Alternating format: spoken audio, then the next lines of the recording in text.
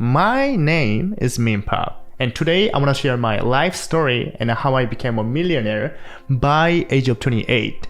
I was born in middle-class family in South Korea, and I spent my first 21 years over there. When I was a teenager, I was such a average, nothing special kind of person. I never even had a girlfriend when I was a teenager. I was pretty bad at sports. I was not looking good person at the time, and I was pretty bad at school too, because when I was graduating high school, I was almost 500 out of 550. You know how bad it is.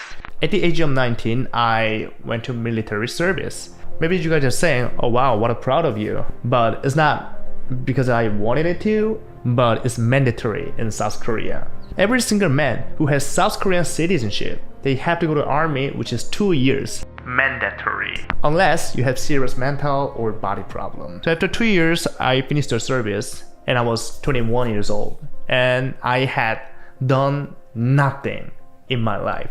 I haven't achieved anything. I think that was the moment that I started thinking about my life and started getting concerned about myself. When you're talking about 21 years old, it's kind of still young and still have a lot of potential and still not too late to turn the table. Like you can still have like 9 years to be 30s, and for the 9 years you can still try a lot of things. But I can say that now looking back.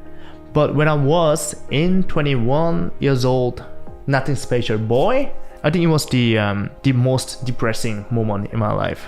And one day my older sister just called me and she said, why don't you go to other countries so you can learn English and experience a lot of different culture so you can just expand your viewpoint. All you have to do is just to apply for working visa, and after that you can just go to other country and see if you like it, you know? That's the life. You don't even know what's gonna happen. Once you get a visa, I'm gonna pay for your airplane ticket. I think it was about like $2,000. So I applied for Canadian working visa, which I can stay just for about 1 year. So before leaving the country, I was having only 6 months to save money. So I got a job working as a part-time, and I saved up only $2,000, and I came to Canada. You see, when you're looking at international student, a lot of international students, they are coming into America or Canada with their agency, with a lot of money, with their rich family's support. But I had no one helping me. I didn't have agency because I had to save up a lot of money, and agency costs about like at least $5,000 to $7,000. So I couldn't do that. And I had nobody that I know in Canada, not even relative, not even friends, not even friends of friends, not even my parents' friends, no one. I came to Canada with just $2,000 and 50 resumes. In the first week, I just went outside and started spreading my 50 resumes. Even though I finished 50 resumes, no one was calling me because I was not even speaking English. And one day somebody called me and he was a manager at a restaurant. And I had an interview and my English was pretty bad. So I really thought that like there's no reason he hired me. But actually he ended up hiring me. Thank you so much, Tommy. So I was a busser, just cleaning table, serving food. Sometimes I became a dishwasher, and I became a host. Later I became a server, and technically it was my first Canadian job. And even though I was making minimum wage, I was taking a lot of advantage because I was able to learn English by working with my colleague. And working there 6 months, I saved up a couple of $1,000s, and the first thing that I bought was a MacBook Pro. The cheapest one, the cheapest MacBook Pro. So it was 2015, the first year that I came to Canada. And since then, I started learning how to use MacBook online and started doing a lot of things.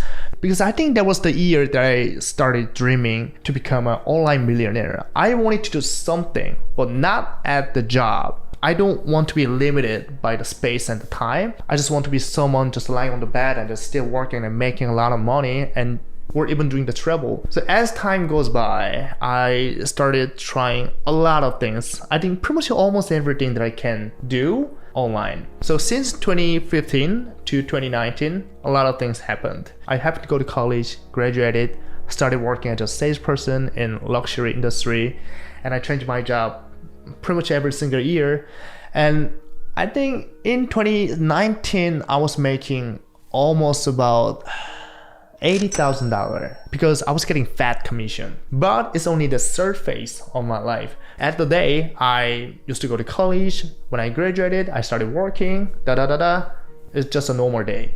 But every time I finished the school or job, when I came back home at about 7 to 9 p.m., I started my side business. So for about 4 to 5 years, I tried to do Amazon, dropshipping. I was getting rare sneakers and try to sell to Asia. And I started working on stock market and day trading. And I tried to make music, clothing line, Instagram marketing, Facebook marketing, and so on. It is countless. None of them worked. And in 19, I was a sage person, but I started doing day trading. And in the first day, I made $1,500. And I thought, wow, I could be a second Warren Buffett. A few weeks later, I quit my job to become a full-time trader, which was the most stupid decision that I made in my life. For me, not for you, but for me. I quit my job, and a week later, the first quarantine happened in Canada. And since I quit my job myself, I wasn't able to get any money from the government.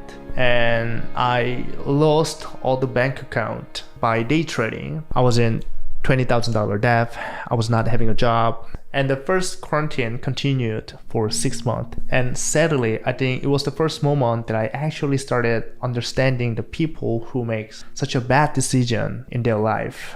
Because I literally have nothing to do. Like, I couldn't even control the country. I couldn't even control the disease. I have no money. I was in debt. And I feel so guilty to my girlfriends too. So during the quarantine, I couldn't do anything. But the only thing that I can try is to start online business. But as I said, for the couple of past years, I tried almost anything that I can do and nothing worked. But I realized that the only thing that I didn't try was YouTube. So during the first quarantine, I built my first YouTube channel. Fail. Second channel, fail. Third, fourth, fifth, all fail. But my sixth channel was having a little bit better performance compared to the other 5. So I just kept working on that. And after the quarantine, I got a job. But every time finishing my job and coming back to my home, I spending a lot of energy, concentration, and my time into my YouTube channel. And it took me about 6 months to get my first 100 subscribers. It was even harder because my channel was in Korean. The population of Korean speaker compared to English speaker is way lower, so it was even harder for me. I think it was such a bad decision. Well, anyway, 1.5 years later, my channel hit 200,000 subscribers. Now it's 300,000 plus subscribers, and I started making money from there. So I was working full-time at my job for about 8 hours, and after coming back to my home, I was working another 8 hours for my YouTube channel. And finally, my annual income becomes 6-figure. But here's the problem. Since I was spending too much time and energy at my full-time job, I couldn't invest my more time, energy, spirit into my side business. So I decided to quit my full-time job again, which was such a big decision for me because quitting a job for me is traumatic. But anyway, I had no other way. So I quit my job and I started putting all of my energy, effort, time, spirit into my YouTube channel. But I gotta tell you something. Life is not only about what you want. Things are happening. Things you don't like, things you don't want are kind of happening. You cannot control the algorithm because you are not a god of the YouTube. You are not a programmer of the YouTube. So even though I was trying my best, the view and the income on my YouTube channel was kind of quickly decreasing. So that was the moment I realized that I have to make another income source. And I launched my Patreon page and I started writing about philosophy, metaphysics, all about the science. Basically, it is all about how you should look at the world and how you can achieve inner peace and how to attract something, how to manifest something in terms of religious, scientific, or even philosophic aspect. And I started marketing in my YouTube channel because I already have 300,000 subscribers. And my fans started subscribing my Patreon as well, paying for me every single month just to read my philosophical article. I started Patreon in 2022 in March. And in the same year, in July, I hit my first 6-figure income a month. And since then, my monthly income kept exceeding 6 figures. And later on, I hired a UI designer and developer, and I built my e-learning website. And this e-learning website is generating 5-figure income every single month. So when you're looking at the Patreon ranking website, you can search the rank by earning, and you will realize that if you're making 6 figures per month in Patreon, you are actually top 10 owner in Patreon, which I am. But somehow I'm not able to see my Patreon channel in that rank website.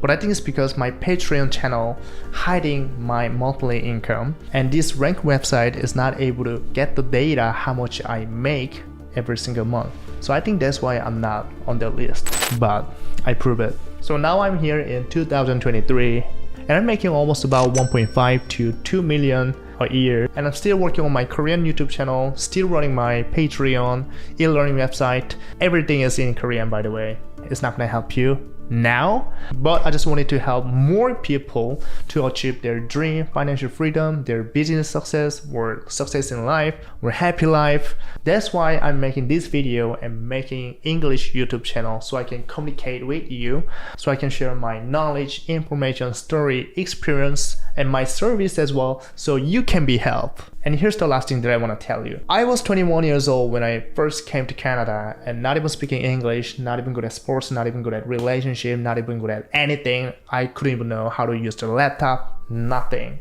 But I've been always dreaming becoming online millionaire, and I actually made it.